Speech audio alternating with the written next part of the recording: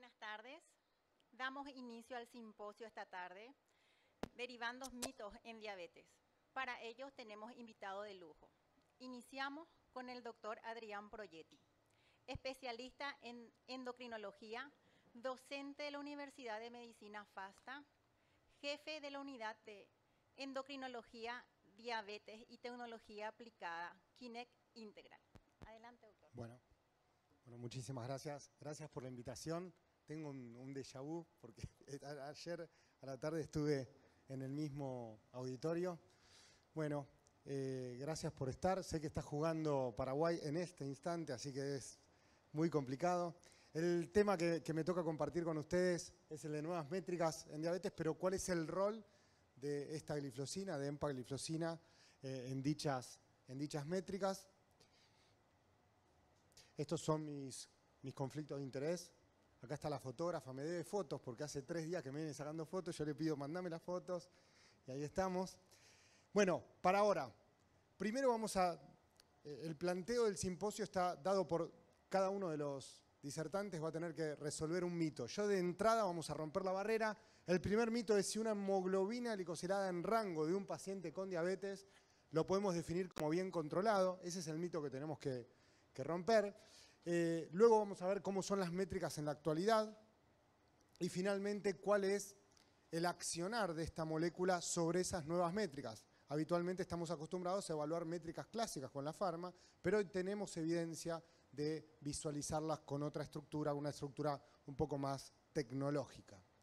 ¿Sí? Y finalmente les voy a pedir, vamos a intentar reflexionar entre todos, que es algo siempre muy interesante. Entonces, los mitos: paciente con diabetes tipo 2, hemoglobina glicosilada en un rango apropiado, ¿verdaderamente se encuentra controlado? ¿Es un sí o un no? Es una votación rápida, ¿sí o no? ¿Se suspende el lunch? ¿Se suspende el partido? ¿Claudica el partido? ¿Sí o no? Bueno, vamos a descubrir. Hace muy poquititos, pocos meses, se publica esto. Se evaluó una población con diabetes tipo 2. Bien controlados, entre 6,5 y 7,5 de hemoglobina glicosilada, ¿no? A nivel poblacional es una bella métrica. Se les puso un sensor, pero profesional, ¿sí? Ciego, y después se valoró qué había detrás de esta hemoglobina glicosilada que estaba en rango. Lo que encontraron, esto de hemoglobina versus monitoreo continuo de glucosa, no es un versus, es una integración, pero sí entender que, yo les pongo el resumen de todo esto porque hay mucha información. Lo que dice es esto, que en la conclusión hubo eventos de hipoglucemia y de hiperglucemia que no pudimos evidenciarlo con una molécula promedio porcentual del rango glucémico. Quiere decir que yo creo en la integración. Acá no es eliminar una herramienta ni la otra, simplemente que podemos ser vulnerables en solamente resumir el control glucémico a través de la hemoglobina glicosilada. ¿Vamos bien? El mito está roto, rompimos el mito, el paciente no estaba bien controlado. ¿Cómo evolucionaron las métricas? ¿Cómo vamos agregando métricas en la evolución? Nosotros tenemos lo histórico, el monitoreo capilar, no hay dudas que sigue vigente, claro que sigue vigente, pero que en algún momento lo fuimos coaccionando con la lectura de la hemoglobina glicosilada, integrándolo, ¿no? Claro que sí.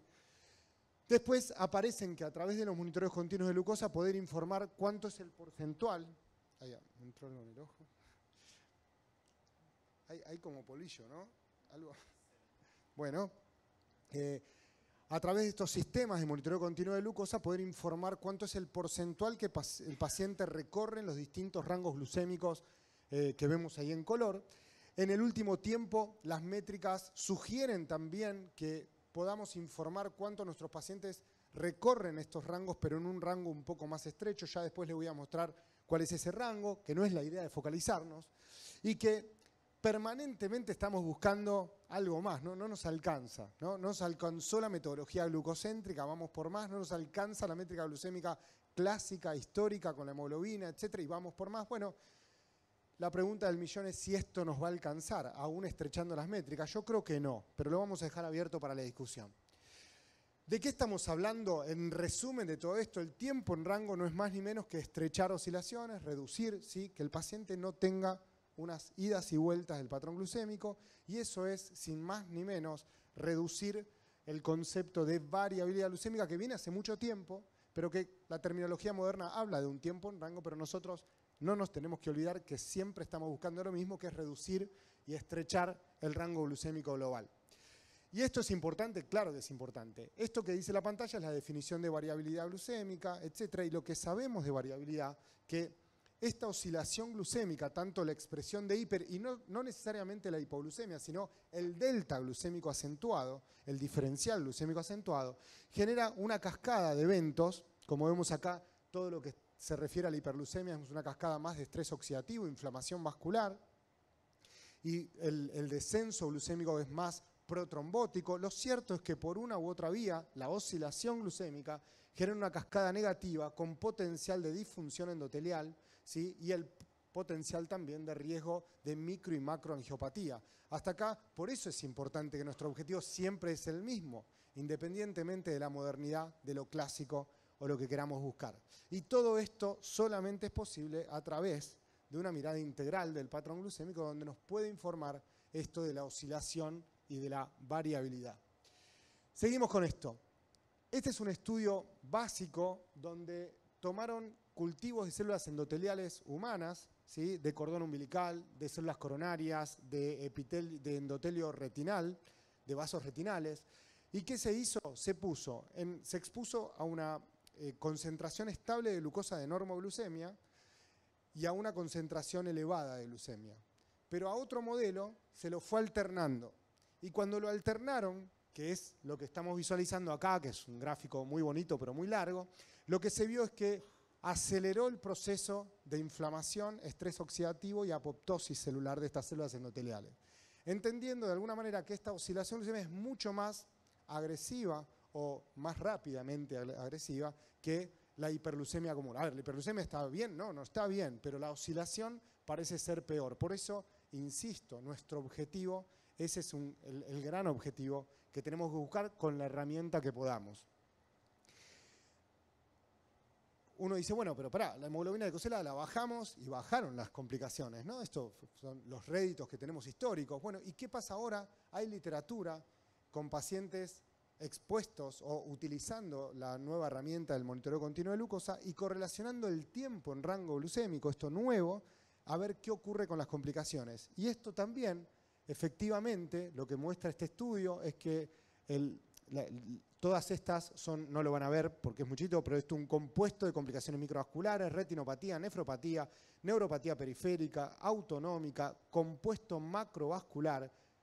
Todo esto, a medida que vos aumentás el tiempo en rango, o sea, y es lógico, ¿no? Más tiempo en estatus de un rango glucémico deseado, los pacientes tienen menos complicaciones. Quiere decir que esta métrica moderna también está correlacionando con lo clásico de esto de poder vincular el aumento del control con la reducción de las distintas complicaciones vasculares que nuestros pacientes pueden portar, ¿sí? Hasta acá, métricas clásicas vinculadas, variabilidad glucémica, y hoy tiempo en rango ya con evidencia de que reducen las complicaciones tener este mayor tiempo en rango. Esto es un estudio en diabetes tipo 2, 53 pacientes que iban a hacer una angio coronaria y le hicieron una eco, a ver si lo digo bien, una eco endovascular, ¿sí? Eco endovascular.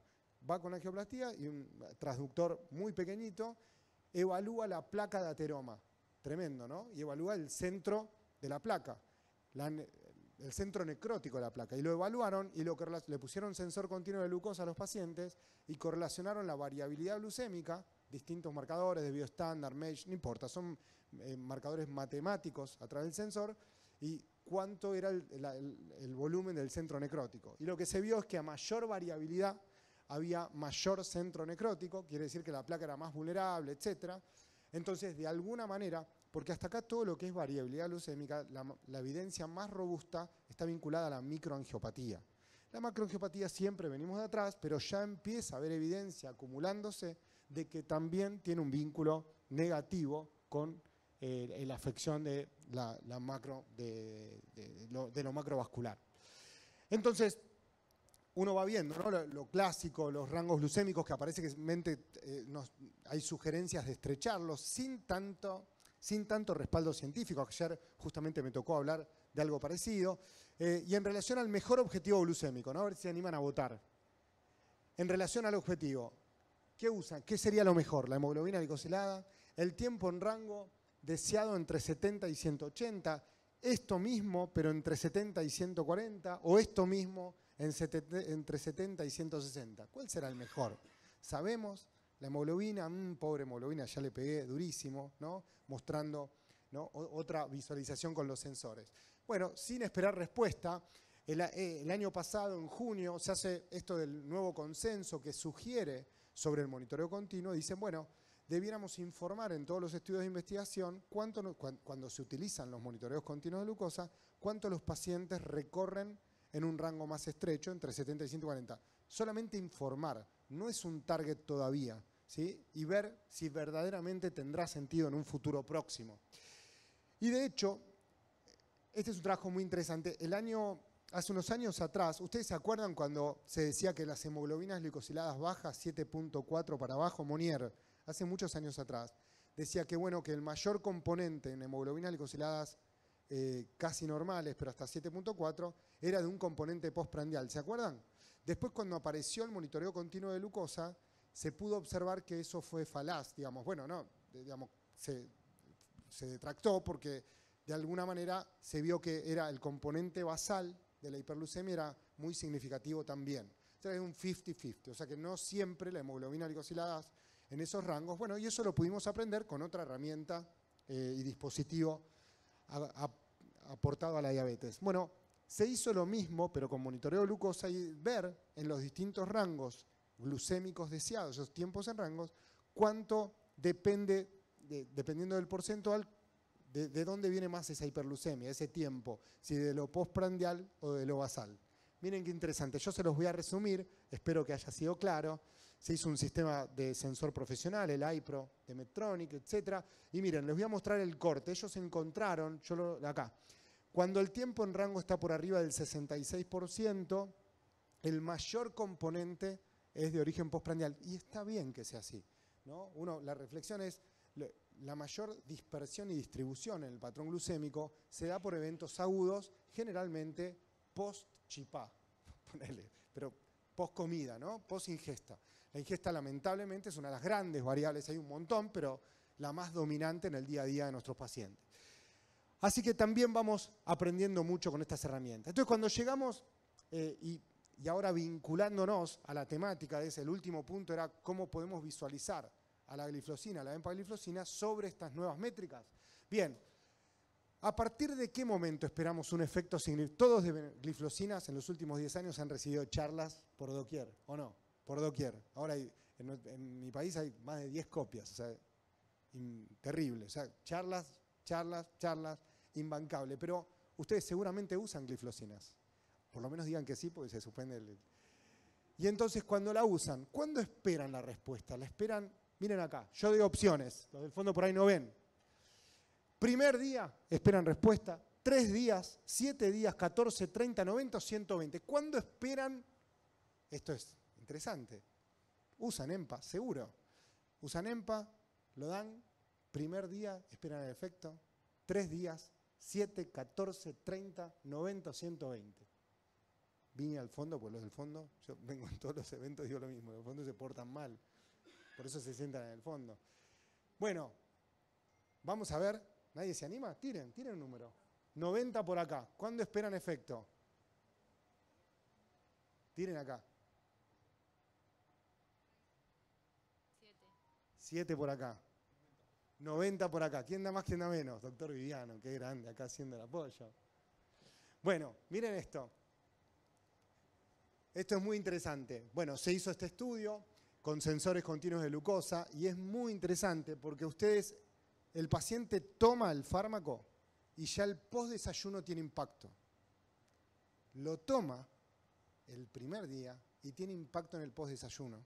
Y tiene impacto a las 24 horas. De hecho, la glucosuria osmótica el primer día es mucho más, puede llegar a 1.500 mililitros y después se estabiliza en 800 mililitros. Esto es muy interesante de las glifosinas. Son rápidas con el efecto tanto hemodinámico como más metabólico. Muy interesante. Acá evalúan toda la curva glucémica, cómo fue bajando a lo largo del tiempo, ¿sí? Y aproximadamente entre 30 a 40 miligramos por ciento, la mayoría de los trabajos, ese es el promedio de descenso glucémico de las 24 horas. Reduce glucemia basal, reduce glucemia prandial, reduce variabilidad glucémica. Entonces estamos en el foco de la cuestión que les vengo planteando desde el comienzo de la charla. Bueno, interesante. Entonces, conclusiones, se observa con estos ISGLT2 una reducción significativa de la glucosa prandial, la variabilidad temprana, ¿sí? sin aumentar un riesgo de hipoglucemia en los pacientes. Otros trabajos con EMPA, también con sensores, es un trabajo de pacientes japoneses para evaluar la variabilidad. Se los voy a mostrar y resumir, pero es muy interesante. Acá se ve cómo la toma de 10 en fucsia sería 10 miligramos y en verde de 25 miligramos versus placebo, claramente tiene un efecto que descienden las 24 horas del patrón glucémico, y eso es muy interesante para nosotros. Y se los voy a mostrar en un gráfico distinto acá. Miren esto. Estas son las tortas que evidencian el tiempo en rango en verde, ¿no? Y miren lo que es del basal, que creo que lo marqué acá, está en un 52%, accede a un 77% en el día 28. Pero en el día 1 se incrementa casi un 14%. El día 1, ¿sí? Efecto rápido. Interesante, ¿o no? En realidad, en la práctica, cuando lo usamos, vino el paciente al comienzo, cuando todavía no se había abierto, no nos fuimos más allá de lo glucocéntrico, los pacientes te decían, Doc, me siento bien, se me deshinchan las manos, los anillos bailan rápidos, picarones, esos que le bailaban los anillos, pero bien, y bueno, y lo mismo pasó con las 2 dosis de EMPA. Incremento de tiempo en rango, pero el primer día ya tenía un efecto significativo con la métrica que lo puedas evaluar. Interesante. Entonces, hasta acá, hemos aprendido un montón, ¿no? Esto ya, hoy, como metidos mucho en lo metabólico, entendimos que ya lo glucocéntrico, siempre pensamos más allá. Lo que pasa es que no hay una herramienta que tenga un impacto más allá. Entonces, venimos de las métricas glucémicas, y yo creo que aún así, aunque un paciente encuentre un buen rango metabólico, glucocéntrico, algo más nos va a faltar. Y yo creo que el futuro va a ser un paciente que esté bien controlado, pero desinflamado. Hoy es difícil evaluar la inflamación, porque los marcadores que tenemos en la práctica regular tienen mucha variabilidad, la PCR con variabilidad intra e interindividual, es muy complicado. Pero miren esto. Será un marcador inflamatorio y hay varios trabajos. Bueno, la PCR ultrasensible, pero con esto que les conté, los isoprostanos urinarios o séricos. Hay un viejo trabajo de Monnier que veía que un delta de 40 miligramos% en un desafío prandial incrementaba los isoprostanos urinarios, que es un marcador de estrés oxidativo. Y eso es interesante. Nosotros en la Universidad FASTA estamos haciendo un trabajo evaluando isoprostanos séricos, que son caros porque son reactivos extranjeros, y para nosotros todo lo que viene de afuera todavía seguimos con bastantes inconvenientes, y variabilidad glucémica de los pacientes, es muy interesante. Nitrotirosina, que es un marcador indirecto de estrés oxidativo, bueno, no sé cuál va a ser, pero sí que seguramente vamos a poder controlar a nuestros pacientes de buena manera, o de manera ya cerrando toda esta dinámica con algún marcador de estas características. Y así fue la historia. Miren esto.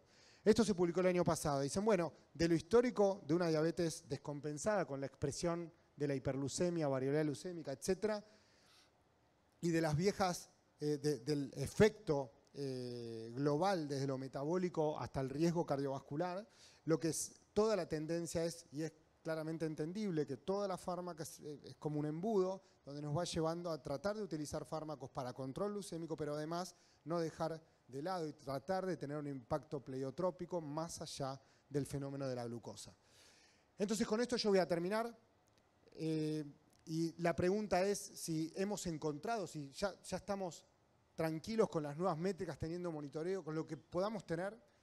Si alcanza, yo creo que no, que las necesidades siguen estando insatisfechas, y que, de hecho, para esto vamos a tener que seguir sumando cosas. Y voy a elegir unas palabras para terminar, que son las siguientes, y es vinculado a no conformarse, ¿no? A seguir explorando cuál será la mejor herramienta y mejor métrica para nuestros pacientes. Y estas palabras que quiero compartir con ustedes, que dice lo siguiente, que lo opuesto al coraje no es la cobardía, sino la conformidad. Incluso un pez muerto puede ir con la corriente. Entonces yo los invito a salir de nuestra zona de confort y a continuar en este camino explorando el herramienta para nuestros pacientes con diabetes. Muchísimas gracias.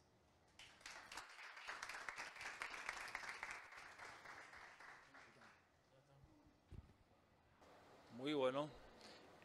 Sobre el siguiente mito en diabetes va a hablar el doctor Atilio Castillo. El doctor Castillo es especialista en medicina interna, especialista en diabetes, es director de la Escuela de Posgrado de la Universidad Unida y es FAS presidente de la Sociedad Paraguaya de Diabetes. Bueno, muy buenas tardes y bueno, gracias a Beringer por la invitación. Bueno, en los próximos minutos vamos a intentar derribar algunos de los mitos. Bueno, el tema es el adulto mayor, un nuevo protagonista de la protección cardiorrenometabólica. El adulto mayor en cierta manera fue olvidado, inclusive en nuestra última encuesta de prevalencia de enfermedades crónicas solamente incluyeron hasta 69 años, entonces nos estamos olvidando un poco de nuestros pacientes adulto mayor. Mis conflictos de interés, bueno, recordar lo siguiente, ¿verdad? O sea que los sistemas cardiovasculares, cardiorrenales y metabólicos están realmente asociados, están interconectados, ¿verdad? Entonces cuando hablamos de lo que es cardiorrenometabólico, tenemos que recordar que básicamente estamos hablando de un sistema cardiovascular donde ahí vemos todas las patologías, en negrita vemos falla cardíaca. Cuando hablamos del sistema renal, hablamos de enfermedad renal, fundamentalmente de la enfermedad renal crónica. Y cuando hablamos del sistema metabólico, hablamos de diabetes, por supuesto. También tenemos que recordar que acá entra la disfunción hepática metabólica, el famoso hígado graso, y por supuesto también algo que venimos poco a poco remando, que es el tema de la sarcopenia, que es un punto importante para el buen control de nuestros pacientes. Recordar que la diabetes es la principal causa en nuestro país y en el mundo entero de ingreso a diálisis, que el funcionamiento renal está relacionado también a la salud cardiovascular, y cuando mayor deterioro renal existe, sabemos también que hay un aumento del riesgo cardiovascular de nuestros pacientes. Es decir, cuando vemos a ese paciente, tenemos que evaluar no solamente el riesgo cardiovascular, que durante años venimos hablando de diferentes formas de evaluar, sino también el riesgo renal, o uno u otro, e inclusive también tenemos que evaluar el grado de disfunción hepática metabólica de nuestros pacientes, porque también es otro elemento que se va a ir sumando. ¿Qué sabemos? Bueno, básicamente para el 2030, fíjense, el 20% de la población mundial tendrá una edad igual o mayor a 65 años. Nosotros que tenemos una población, que siempre hablamos del famoso bono demográfico, cada vez estamos aumentando, ¿verdad? Y la población adulta mayor en nuestro país se comporta como cualquier otro país del mundo. Y fíjense, ¿cuáles son todos esos elementos? Y ahí vemos de vuelta el estrés oxidativo, que habló ya el doctor, la resistencia a la insulina, la disfunción mitocondrial, y comenzamos a ver en forma grande la enfermedad cardiovascular, la diabetes, la obesidad. Y por supuesto no tenemos que dejar de olvidarnos también de la enfermedad renal. Por eso es muy importante unir estos elementos y probablemente ahí también deberíamos dentro de muy poco poner como un cuarto elemento el hígado. Esto va en el tiempo, ¿verdad? Y eso va apareciendo continuamente, ¿verdad? Entonces hay un aumento exponencial de la enfermedad cardiorrenometabólica en todos nuestros pacientes. Esto fue publicado ya el año pasado y habla, digamos, de las diferentes etapas del síndrome cardiorrenometabólico, donde ¿qué nos obliga? Nos obliga a tener que trabajar sí o sí en equipo para poder verle a ese paciente y vemos diferentes estadios de nuestro paciente. Lógico, al hablar de un adulto mayor, probablemente no lo vamos a encontrar en estadio 0, probablemente va a estar nuestro paciente en estadio 2, 3 o muchas veces ya en el estadio 4, que es, digamos, donde vemos al paciente con una clínica cardiovascular, ¿verdad? Tienen que recordarse que en Paraguay la hipertensión es casi el 40%, ya con un tejido adiposo disfuncional. 70% de la población paraguaya tiene un problema de peso, ¿verdad? 30 y pico por ciento obesidad y otro casi 40% sobrepeso, ¿verdad? Que son factores de riesgo metabólicos y también son factores de riesgo de una enfermedad renal crónica, ¿verdad? Entonces nuestros pacientes habitualmente están en este estadio y el manejo de la enfermedad cardiovascular muchas veces es influenciada por el estado del síndrome cardiorrenometabólico de nuestro paciente. ¿Qué sabemos más? Y bueno, ¿quién será nuestro próximo paciente? ¿Sí? Muchos acá, probablemente sí, y muchos dentro de poco vamos a estar también a ver cuáles de ellos nosotros vamos a ser, ¿verdad? Porque esto es lo que va a ocurrir, ¿verdad? Este es el continuum de nuestra vida. Y acá tenemos una triple amenaza. Fíjense, con características basales de pacientes, ¿verdad? Y ahí vemos que la edad promedio, fíjense, una población que se estudió con una edad promedio de 74 años con enfermedad renal crónica, con diabetes casi 18%, con hipertensión casi 60%, o sea, más del 70% con una enfermedad renal crónica tenían igual o más de 80 años. O sea, y esa es la población que cada vez sigue viviendo más. ¿Cuál es la prevalencia de diabetes en Paraguay? Y les muestro esto que es el 2011, ¿verdad? Van a decir, ¿por qué, doctor, el 2011? Pero sencillamente, ¿por qué? Fíjense que en esa etapa, la población de 65 a 74 años, la prevalencia de diabetes, si uno se fija, en la población general nuestra prevalencia era el 9.7%. 9.7. Pero fíjense lo que pasaba en el grupo de 65 años para arriba. Era del 22.3%. ¿Sí? O sea, casi más de 2.5 veces más que la población general teníamos diabetes. Por eso que yo siempre a veces me enojo contra la última encuesta, porque en la última encuesta no tenemos la población de por encima de 69 años. Y no sabemos realmente, ¿verdad? Y lo más seguro que esté igual o peor, ¿verdad? Entonces, es un punto muy importante. 22.3% de la población por encima de 65 años hace 11 o 12 años atrás tenía diabetes. Fíjese las características demográficas de pacientes con falla cardíaca internados en el Instituto Nacional de Cardiología. No tenemos otros datos nacionales con respecto a insuficiencia cardíaca, ¿verdad? Y la misma autora de esta publicación que fue publicada el año pasado decía eso, que lastimosamente no había datos nacionales. Y acá vemos que la edad media de esta población, fíjense, 65 años más o menos 13, o sea, un punto importante. Y si uno se fija, el porcentaje por encima de 60 años era 50% y por encima de 80 años era 16%. O sea, los pacientes nuestros que se están internando son pacientes de mayor edad. 66% de esta población tenía por encima de 60 años. Entonces, el adulto mayor, ¿qué vamos a hacer con el adulto mayor? Y acá tenemos a Josefina. Ayer le presenté no me acuerdo cómo se llama mi paciente de ayer, pero bueno, ayer le presenté a otra paciente, a Juana, que tenía 65. Hoy Josefina, 75 años, jubilada, vive en su casa, pero vive todavía con su esposo, un punto muy importante, a veces factor estrés, a veces no, ¿verdad? Realiza todavía ya las compras en el supermercado, está con diabetes de hace más de 9 años, utiliza metformina 2 gramos al día y linagliptina 5 miligramos por día, su glucemia en ayuno estaba en 104 y la hemoglobina glicosilada 7. Y tenía una proteinuria al azar de 200 miligramos en gramos, o cuando solemos medir en 24 horas, 220 miligramos en gramos. Podríamos decir que está bastante bien, ¿verdad? Tiene 7 de hemoglobina glicosilada, ¿verdad? Si estábamos hace 10 años atrás, cuando todos usábamos insulina, NPH, metformina y glibenclamida, hubiésemos estado muy felices, ¿verdad? Entonces, el mito 2 que me tocaba derribar es si el adulto mayor no debe ser intensificado o solo controlar que no se descompense por hipoglicemia. Tenemos que derribar ese mito. ¿Y qué vamos a hacer con Josefina? ¿Qué debemos hacer? ¿Qué nos dicen hoy los estudios? Y bueno, con respecto a los cambios en la hemoglobina, en la glicosilada en la población mayor, vemos, para atrás. Con respecto a los cambios en la hemoglobina en la población mayor, bueno, podemos seguir bajando con el uso de un nivel de CGLT2, en este caso los estudios muestran, digamos, el uso de empagliflozina 10 miligramos en la población por encima de 65 y por encima de 75 años, que si le damos, podemos seguir bajando la hemoglobina glicosilada, acercando inclusive a valores por debajo de 7%. Y el EMPA-REC, ¿qué nos enseñó en el EMPA-REC en el adulto mayor? Este fue un estudio demasiado importante por el impacto que hizo, porque cambió el mundo realmente, el mundo de la diabetes. Y aquí vemos digamos, cómo, digamos, en la población por encima de 65 años, ¿verdad? A 75 años, dándole empaglifloxacina, hubo un descenso también de los puntos finales, ¿verdad? Que fueron infarto no fatal, ACV y eventos vasculares. ¿Y qué pasó también cuando le dábamos, digamos, con respecto a las muertes cardiovasculares en esta población? También hubo beneficios, ¿sí? Y si nosotros nos vamos a evaluar el ingreso hospitalario, también hubo beneficios. O sea, si nosotros vemos cómo la empagliflozina tuvo beneficio en la población adulta mayor, ¿cómo no le vamos a seguir dando beneficios? Si vimos que más del 60% de nuestros adultos eran la población que se internaban por falla cardíaca, y vemos cómo dándole empagliflozina al adulto mayor podemos conseguir beneficios, no solamente en el descenso de la hemoglobina glicosilada, que es un punto importante desde el punto de vista metabólico, sino también en menor internación y menor muerte cardiovascular.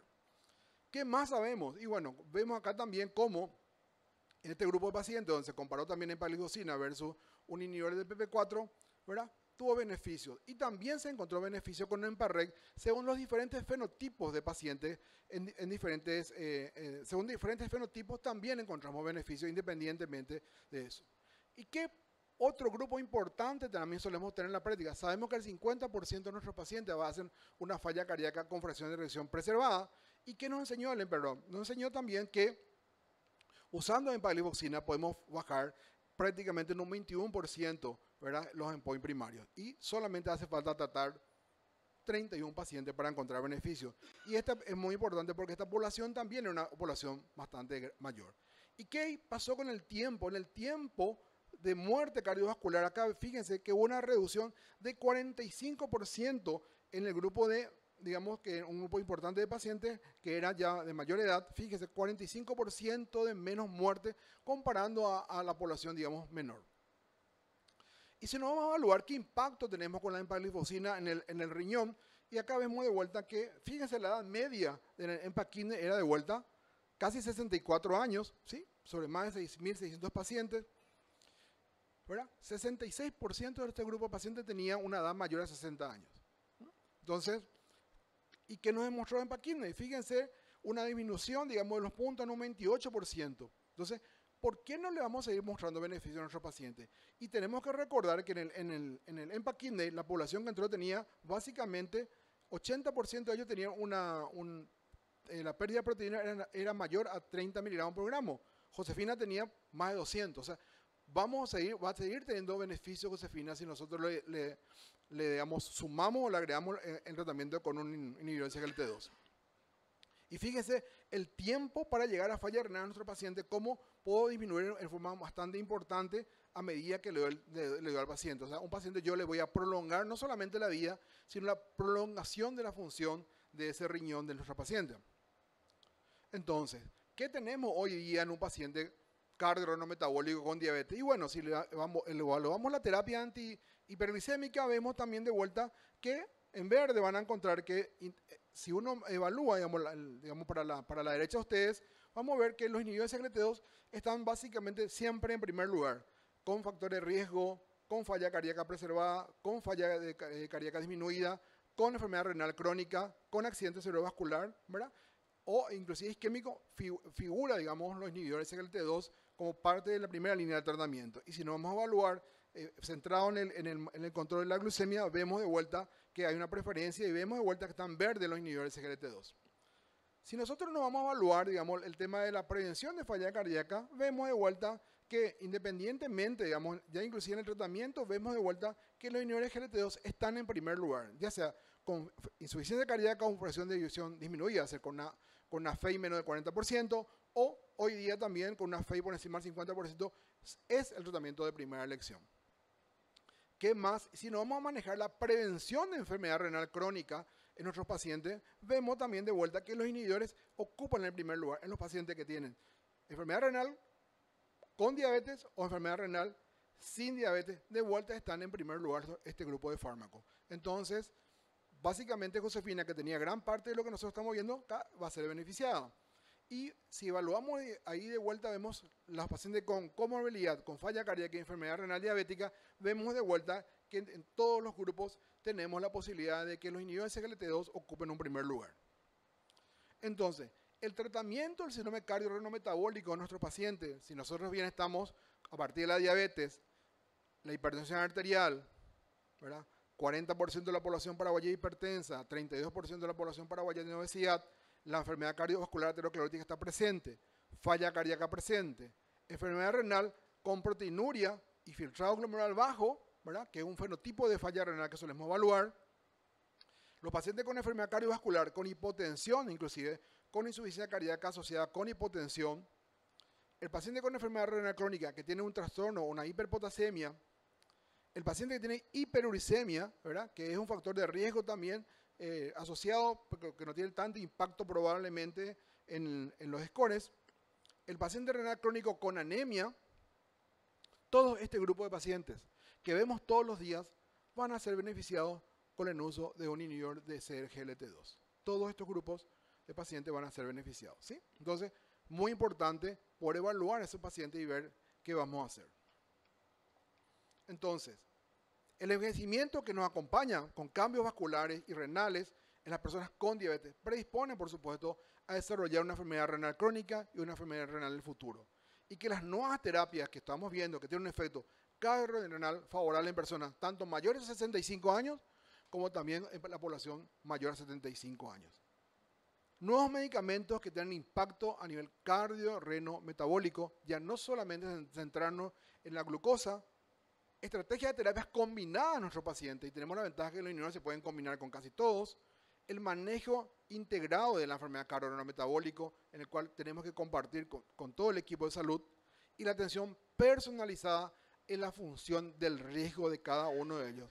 No todos los pacientes le tenemos que dar enalapril, a no todos los pacientes tenemos que darle metformina, a no todos los pacientes tenemos que dar insulina. Tenemos que hacer una atención personalizada en función al riesgo y también probablemente en función al fenotipo del paciente que tenemos en la consulta, ¿sí? Y la priorización de los medicamentos que realmente puedan cambiar la evolución natural de la enfermedad de nuestros pacientes. Muchas gracias.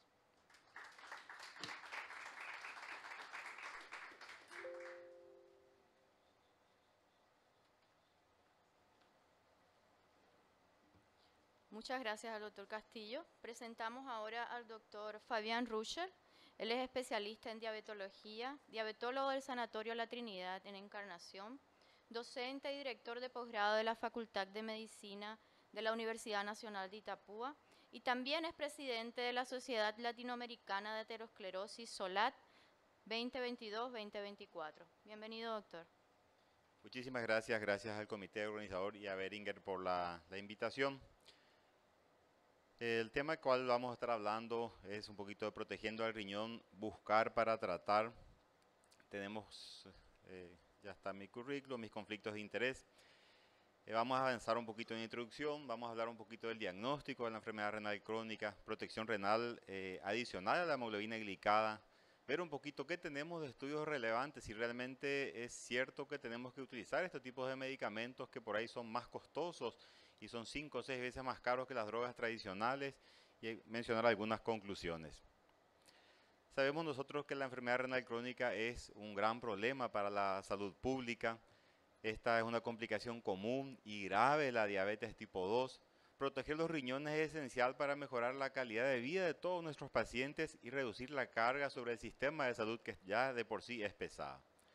La enfermedad renal crónica afecta a 1 de cada 10 adultos, serían básicamente 850 millones de personas y realmente está reconocida como una epidemia oculta. El exceso de riesgo de mortalidad a los 10 años puede superar el 47% en los pacientes que están con enfermedad renal crónica, que van a morir a causa de esto. La enfermedad lleva a un aumento de las hospitalizaciones, utilización de recursos, sobrecarga del sistema de salud, sobrecarga en los sistemas de diálisis y donantes. Y en los países de ingresos altos y medios como los nuestros, la enfermedad renal crónica es causada comúnmente por la diabetes y la hipertensión. La prevalencia de la enfermedad va en aumento de forma significativa en las últimas décadas, se aproxima casi el 30-40% de los pacientes con diabetes tipo 2 van a desarrollar algún grado de enfermedad renal crónica, es decir, casi el 50% de nuestros pacientes.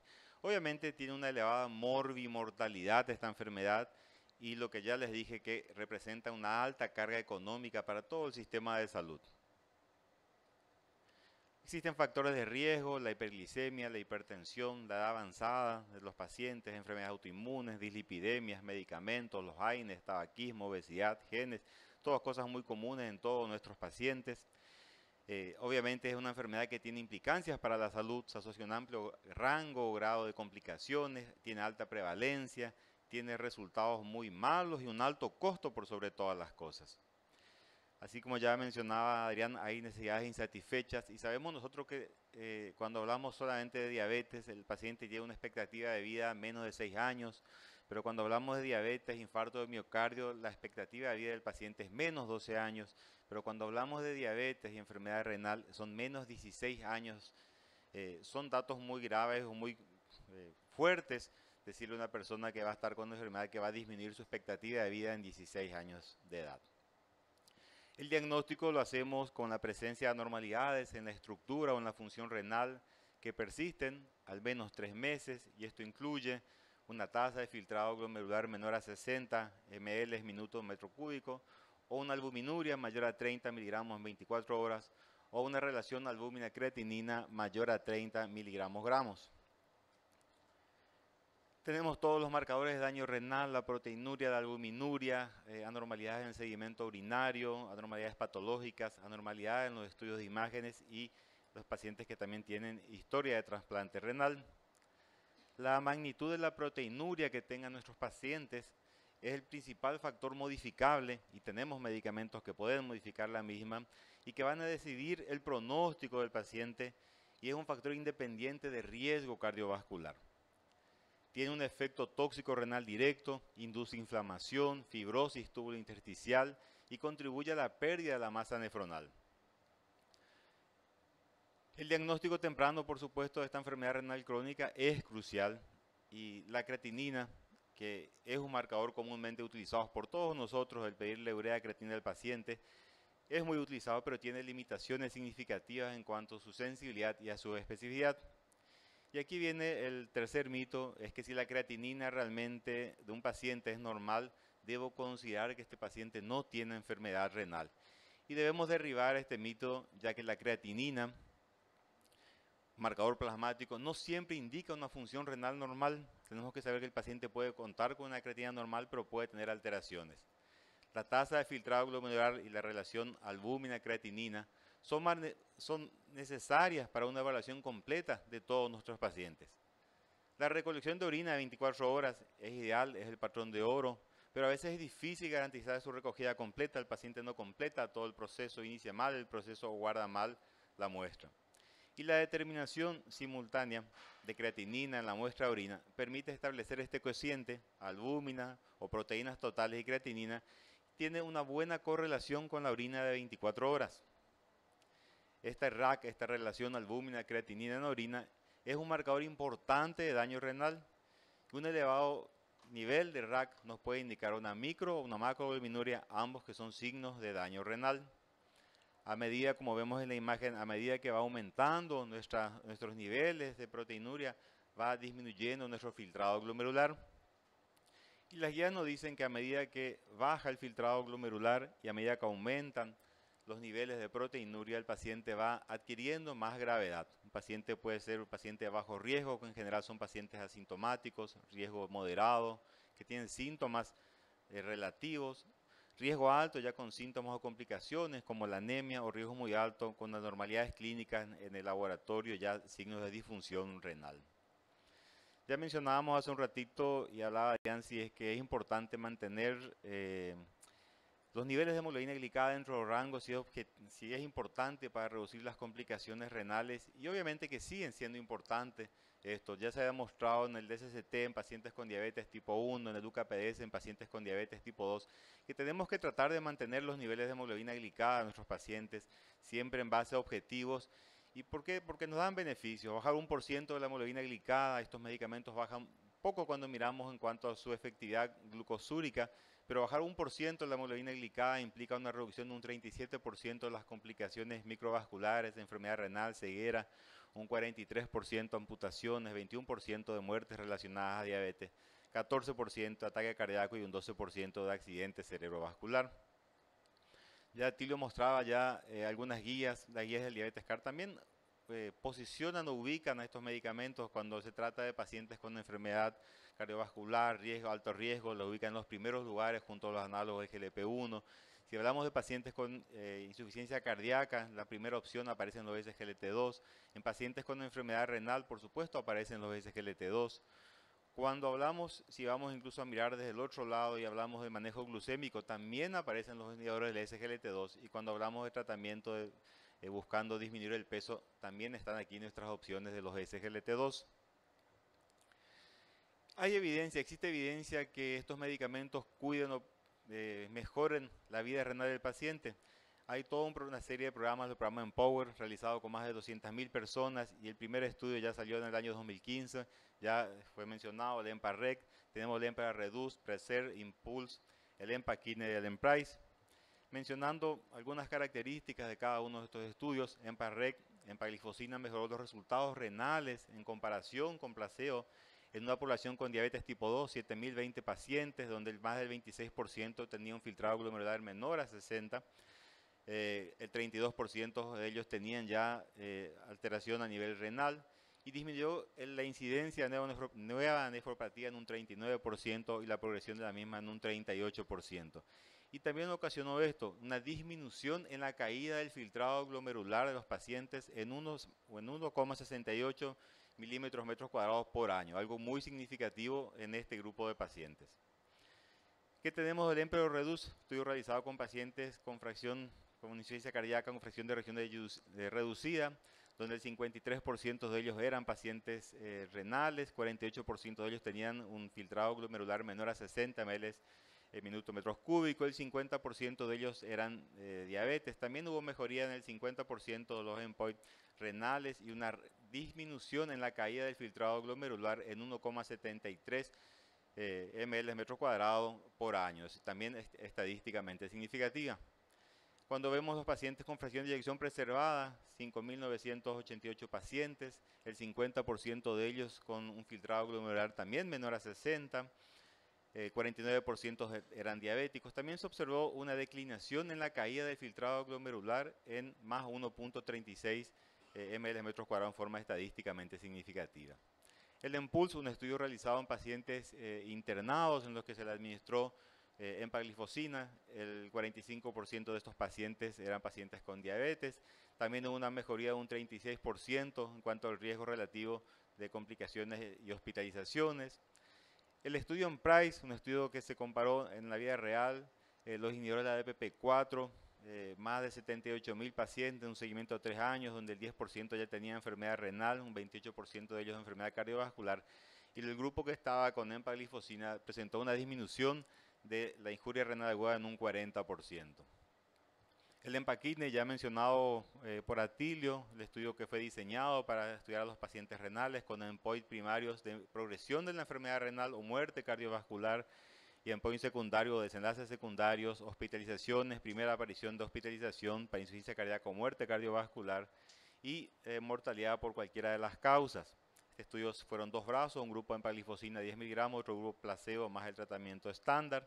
El 54% de ellos no tenía antecedente de diabetes, 10% tenía antecedente de insuficiencia cardíaca, un 27% de este grupo padecía de enfermedad cardiovascular, un 31% enfermedad renal diabética, 22% hipertensión o enfermedad renovascular, 25% enfermedad glomerulares, un 48% de ellos tenían un RAC menor a 300 miligramos por gramo, una tasa de filtrado glomerular menor a 30 en un 35% y 1% de este grupo eran diabéticos, 69 pacientes. El estudio se realizó con 6.609 pacientes, donde se demostró una disminución de un 28% del riesgo relativo de los endpoints primarios, enfermedad, muerte por enfermedad cardiovascular o progresión de la enfermedad renal. Y también se observó una ralentización, es decir, una disminución en la caída del filtrado glomerular en todos los pacientes. En general, cuando se comparó placebo con empagliflozina, esta redujo aproximadamente en un 50% la progresión de la enfermedad renal y disminución de un 14% de las hospitalizaciones de todas las causas. Esto se demostró con todos los grupos en los distintos grados de severidad de la enfermedad y con las distintas causas de enfermedad, ya sea hipertensión, problemas por su diabetes, por la hipertensión, por enfermedad glomerular, en todo ello fue estadísticamente significativo. El estudio realmente se interrumpió en forma temprana por los beneficios, los buenos beneficios del medicamento, que disminuyeron un 28% el riesgo relativo de mortalidad de enfermedad renal o mortalidad cardiovascular, algo muy significativo. Hubo una reducción estadísticamente significativa del riesgo en cuanto de un 14% en cuanto a hospitalización por todas las causas y con un perfil de seguridad muy bueno. En todos estos estudios siempre digo yo, hablar del caballo del comisario es muy fácil y hablar de este tipo de drogas es relativamente fácil porque las miramos por donde las miramos, encontramos beneficios. En PARREC, donde hay disminución del 39% de la incidencia de nueva nefropatía, una disminución de la caída del filtrado glomerular. El Emperor Reduce también, una mejoría de un 50% en los endpoints renales, también ralentización de la caída del filtrado glomerular. Lo mismo se observó en el Emperor Preserve. Lo mismo se observó también en el estudio en Pulse y en el estudio en Price, una disminución de un 40% de la disminución del riesgo de injuria renal. Y el EMPA-Kidney también demostrando una disminución de un 28% del riesgo relativo de enfermedad cardiovascular o mortalidad, y también una disminución en cuanto a la caída del filtrado glomerular, o sea, caía menos el filtrado. Cuando vemos la guía, por supuesto, tenemos que saber y recordar que la base de todo el tratamiento, la base de todos nuestros pacientes son los cambios de estilo de vida, la alimentación saludable, la actividad física, suspender el tabaquismo, el control del peso. Sin eso no podemos avanzar. Pero cuando hablamos en cuanto a medicación, aparecen en primeras opciones estas nuevas drogas. Hoy por hoy pensar en solo a la niña, nuestra ex niña bonita, que era la metformina, y olvidarnos de estas drogas, yo creo que está mal. Tenemos que tener en cuenta que tenemos nuevas niñas bonitas, y la otra niña puede ser utilizada, pero tenemos esta niña y que tenemos que tener en cuenta en todos nuestros pacientes, y pensar un poquito que si le estamos dando un medicamento, que si bien tiene su costo, el beneficio, el impacto a nivel de la salud del paciente es muy importante. Quiero terminar, voy a volver a recalcarles lo que ya escucharon, la promoción del 17º Congreso Latinoamericano de Aterosclerosis, que se va a realizar en Encarnación. Voy a pasar el video porque el doctor Adrián no estaba en la conferencia de abajo, entonces para que haya el resto creo que ya estaba, ya lo vieron. Este tiene un poquito de audio. Que se escuche el zapucay, te quiero ver bailando. Que se escuche el zapucay, la vida celebrando. Venimos.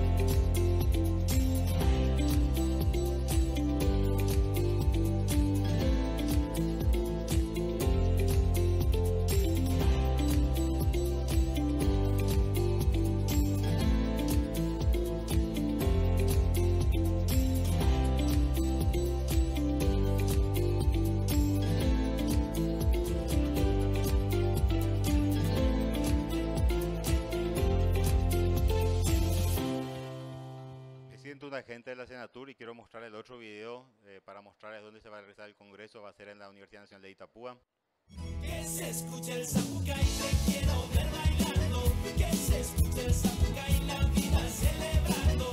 Venimos del Paraguay cantando y bailando. Venimos del Paraguay, tierra del encanto.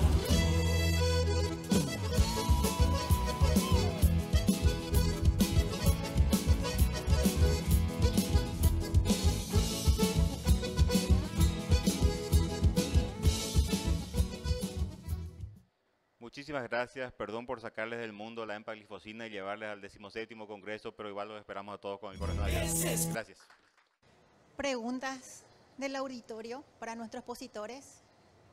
Doctor Castillo, la pregunta era el rango de microalbuminuro. ¿Qué vos pensás si se pudiera bajar el corte de 30 miligramos por decilitro para poder favorecer en un futuro y evitar las nefropatías, no estaría mejor? Gracias Diana por la pregunta. Y yo creo que si ayer entró alguien en la charla de la doctora Alicia Elber, la respuesta está hecha. O sea, la gran mayoría de los pacientes que entraron al estudio inclusive tenían una proteinuria menor a 30 miligramos. O sea, evidentemente los inhibidores de CRT2 deberemos usar independientemente del nivel de proteinuria de nuestros pacientes con diabetes, porque ahí se demostró mayor beneficio. Cuando más precozmente iniciemos, es mejor. O sea, yo creo que ese concepto de esperar que tenga 30, o sea, nosotros estamos viendo en la práctica que muchos colegas comienzan con proteinurias mayores a 300 inclusive, ¿verdad? O sea, las guías, la mayoría habla a partir de 30, pero yo creo que eso debería desaparecer como corte y todo paciente deberíamos iniciar para realmente encontrar beneficios en la población. Lastimosamente nosotros hoy en nuestro sistema de salud pública no tenemos ningún inhibidor de CLT2, ¿verdad? Entonces es un costo directo hoy día para nuestros pacientes, pero deberíamos iniciar. Esa por lo menos es mi postura. Ahí por ahorita debe aumentar que la mayoría de nuestros pacientes diabéticos, cuando nosotros le hacemos el diagnóstico, ya le estamos encontrando muy tarde. La mayoría de ellos ya tiene daño renal probablemente. El diagnóstico se hace en forma tardía el diagnóstico y mucho más los estudios a nivel de renales, microglobinuria, orina de 24 horas del paciente se realiza mucho tiempo después. No son estudios que están incluidos en la rutina así general del diario vivir de nuestros pacientes en los servicios de salud. Entonces, probablemente si nos podemos revisar a todos los pacientes, la mayoría de nuestros pacientes diabéticos ya tienen criterios amplios de iniciar estas drogas. Siguiente pregunta. Bueno, es interesante. Después de lo poquito que te pude escuchar, pero entendí, digamos, si estaba indicada esta molécula o se pudiera utilizar en una población insulinopénica, diabetes tipo 1, con albuminuria. La realidad es que hoy es off-label usarlo en diabetes tipo 1. ¿Sí? ¿Por qué? Porque en los trabajos que sí se usó, cualquiera de las glifosinas que se usaron en diabetes tipo 1, de buen diseño los trabajos, se encontró un incremento bajo, pero incremento en fin, de lo que para mí está mal llamado, pero llamado cetoacidosis euglucémica, que no es euglucémica, que son hiperglucemias menos marcadas a lo que estamos acostumbrados a ver en una cetoacidosis, pero lo cierto es que te tendría que decir que no está respaldado, y más en un marco de estas características. Pero en la práctica, si vos me decís, pero bueno, ¿qué haces en la práctica? Uno quiere creer que el beneficio hemodinámico lo vamos a ver igual en los pacientes con diabetes tipo 1.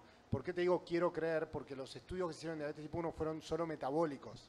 Se redujo un 10% del volumen de insulina, se redujo un volumen de entre 0,5 y 0,7 la hemoglobina glicosilada, reducen la variabilidad, son verdaderamente muy significativos desde el punto de vista metabólico, pero no se hicieron evaluaciones en métricas no glucocéntricas. Entonces, debido al riesgo, hoy está contraindicado. Hay, de hecho lo sumo, parte del desarrollo tecnológico es en algún momento tener no solamente el monitoreo de glucosa continuo, sino el monitoreo de cetonas continuo. Y estaría indicado en un futuro en la población que sí use insulinopénica, que use gliflosinas. ¿Sí? Es uno de los... estas son publicaciones como de ahora hacia el futuro. Y es interesante. Y hace poquito se publicó, hace un mes atrás, que se presentó en el Congreso Americano de Diabetes, una gliflosina, pero en conjunto con un bloqueante del receptor de glucagón. Muy interesante, ¿no? Muy loco. Y se monitorearon cetonas y lo que se vio en el trabajo es que no se incrementan las cetonas, aún en un periodo que se discontinúa la insulina. Es un riesgo eso. Pero se hicieron 8 horas que el paciente no tenía insulina activa y no incrementó las cetonas. El tema es que estás bloqueando el receptor de glucagón. Entonces la pregunta es si el paciente hace una hipoglucemia, ¿no? ¿Qué pasa con ese receptor? Bueno, ahora ongoing tienen un trabajo, esa misma molécula es como un anticuerpo monoclonal que bloquea el receptor de glucagón. Ahora hay un trabajo para ver si realmente el bloqueo es funcionalmente tan activo, lo cual sería un gran riesgo para esos pacientes. ¿Dije demasiado? ¿Está bien? O los mareé. ¿Alguna otra pregunta? Para el doctor Adrián, muy buena la exposición. Doctor Castillo, doctor Russell, muy bueno. Teniendo en cuenta lo que usted estaba diciendo, a partir de estas informaciones y de estos medicamentos nuevos que tenemos, ¿el tiempo en rango sería más importante para nosotros que la hemoglobina glicada? Y bueno, digamos, esto hay que tener la cautela de en qué escenario trabajamos, ¿no? Y qué escenario tenemos. Yo creo que por eso en un momento yo decía, todas las herramientas son potencialmente positivas, pero cuando solamente tengas una glicada y tengas monitoreo capilar, no olvidar que detrás de cámara está ocurriendo lo que vemos, ¿no? Cuando tenés un sensor, atesorarlo para entender que al resto le pasa lo mismo, que detrás de los valores absolutos individuales, detrás de un promedio, los promedios en diabetes son nefastos porque nos llevaron a el promedio. Si está alto está horrible, pero ¿dónde está horrible? Por todos lados está horrible, pero no lo podés identificar. Entonces te colaborás con el monitoreo capilar, pero el monitoreo capilar te deja huérfano porque todo el resto ocurre generalmente en periodos posabsortivos, postprandiales, y no lo podés ver de manera integral. O sea, si tenés herramientas, claramente son reemplazables las métricas clásicas, ¿no? Esa sería la respuesta. Muy bien, antes que nada felicitar a los expositores Y una consulta, en esta, digamos, en esta mal llamada diabetes tipo LADA, el uso de la empaglifosina, ¿sería la misma respuesta que en la tipo 1? Supongo, ¿verdad? No, perdón. Me adueñé, está mal. Bueno, el LADA, cuando vos mirás guías de LADA ya se llama ex-LADA, ¿no? Porque el LADA identificaba un grupo etario, que era el adulto, y después se vio que había pacientes más jovencitos que tenían el mismo fenotipo, digamos, autoinmunidad pancreática, pero con una pérdida funcional muy lenta, y a eso se lo llamó LADY, por la I de más jovencitos. Pero después se vio que el adulto mayor, que justamente habló el doctor Atilio, el adulto mayor también tenía este fenotipo con anticuerpos, había un subgrupo y se lo llamó LADE, la E de elderly, de añosos, ¿no? Por lo tanto ahora se lo llama, se intenta llamar que es una diabetes autoinmune de lenta progresión, ¿no? Y engloba a todos. Pero a lo que vos referís, viste, hay una guía que te categoriza visualizando, midiendo el péptido C. Y que dicen, bueno, si el péptido C está positivo, ¿no? Groseramente, más allá del valor de corte, decís, bueno, yo puedo utilizar la misma herramienta antidiabetológica que en una población con, entre comillas, el número 2. Digo entre comillas porque hay tanta heterogeneidad detrás de ese número. El punto es que si vos considerás que la fisiopatogenia de la hiperglucemia de tu paciente es de origen inmunológico, yo tendría un warning adicional, ¿no? Por este riesgo. O lo entrenás para que en cualquier momento de sintomatología se acerque a un centro de salud o tenga este alarma, o de medirse cetonas en casa si se puede, o evitaría en ese tipo de subpoblación la farma, ¿no? Perdón.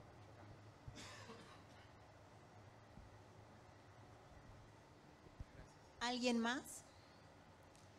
Con esto damos finalizado este ciclo de charlas, agradeciendo su presencia. En breve iniciamos la siguiente. Gracias.